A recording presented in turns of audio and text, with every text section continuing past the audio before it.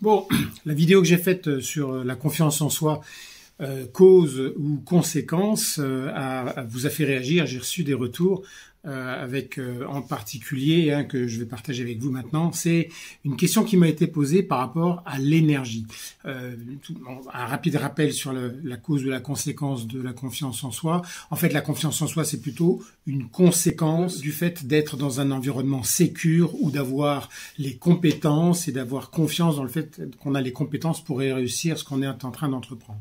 Ou alors de pas être dans une situation avec des dangers qui vont automatiquement provoquer des résistances. Et donc si soit on est dans un environnement sécure et puis on a confiance dans les compétences qu'on a, on va avoir confiance dans le fait de réussir ce qu'on a à faire.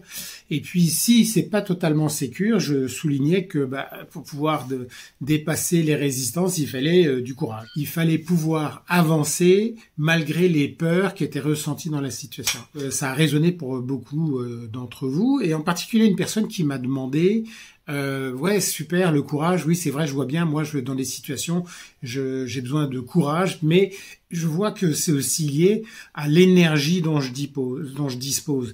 Et elle se demandait, bon, est-ce que le courage, ça va me donner de l'énergie pour avancer, ou est-ce que il me faut de l'énergie pour avoir du courage? Alors en fait, les deux sont liés, mais à la base, s'il n'y a pas d'énergie, on ne peut pas se mettre en mouvement. La première chose qu'il faut avoir, c'est de l'énergie. Le courage, qu'est-ce que ça va faire en fait?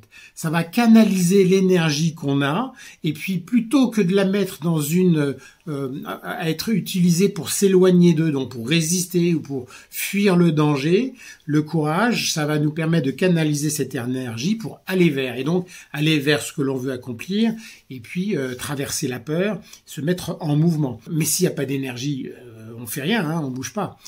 Alors, et des fois, bien sûr, on a l'impression que quand on a le courage, ça nous donne l'énergie pour avancer, mais surtout, quand on a le courage, ça nous donne l'énergie pour avancer dans une direction vers l'endroit où on désire aller.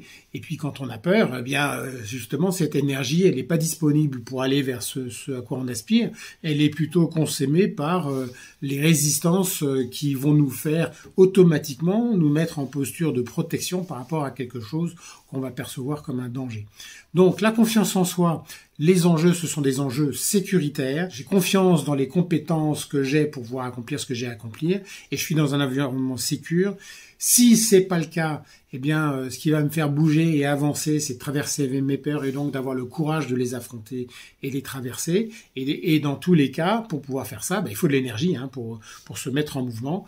Et la subtilité, c'est que le courage, ça va canaliser l'énergie qu'on a pour aller vers ce vers quoi on aspire. A contrario, elle va être consacrée aux résistances par rapport à ce qu'on perçoit comme dangereux. Et puis, s'il n'y a pas d'énergie, de toute façon, on n'arrive à rien.